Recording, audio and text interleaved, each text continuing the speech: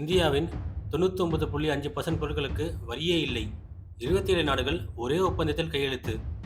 2007 ஆரம்பிச்ச ஒரு பேச்சு 18 வருஷம் கழிச்சு முடிவுக்கு வந்திருக்கு.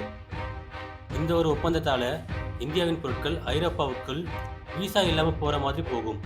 2 பில்லியன் மக்கள் இருக்கும் ஒரு மார்க்கெட், அதுல இந்தியாவுக்கு நேரடி அனுமதி கிடைச்சிருக்கு. இதுதான் உண்மையான பவர் மூவ். இது சாதாரண ட்ரேட் டீல் இல்ல. இந்த ஒரு கிளாஸை கவனியுங்க. இதனால இந்திய தொழில்கள் எப்படி பாதிக்கப்படும் என்று தெரியுமா? இந்தியா மற்றும் ஐரோப்பிய யூனியன் இடையே தடையற்ற வர்த்தக ஒப்பந்தம் ஜனவரி 27 அன்று கையெழுத்தாகியுள்ளது. இந்த ஒப்பந்தம் தொடர்பான பேச்சுவார்த்தை 2007ஆம் ஆண்டு தொடங்கியது. 18 ஆண்டுகளுக்கு பிறகு இந்த ஒப்பந்தம் முடிவடையும் நிலையை எட்டியுள்ளது. இந்த தடையற்ற ஒப்பந்தம் என்பது இரு நாடுகளுக்கிடையே வர்த்தகம் செய்யப்படும் பொருட்களுக்கு வரிகளை குறைக்கும் அல்லது நீக்கும் ஒரு ஒப்பந்தமாகும். இதனால் பொருட்கள் மலிவாகி வர்த்தகம் அதிகரிக்கும். இந்த ஒப்பந்தத்தின் மூலம் ஐரோப்பிய யூனியன் இந்தியா ஏற்றுமதி செய்யும் பொருட்களில் 99.5% மீதான வரிகளை நீக்குகிறது.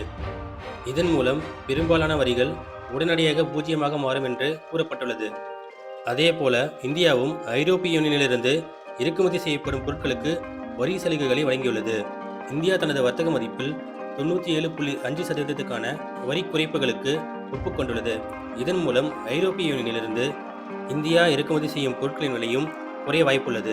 இந்த ஒப்பந்தத்தின் மூலம் 2 பில்லியன் மக்கள் கொண்ட ஒரு சந்தையை உருவாக்கியுள்ளது.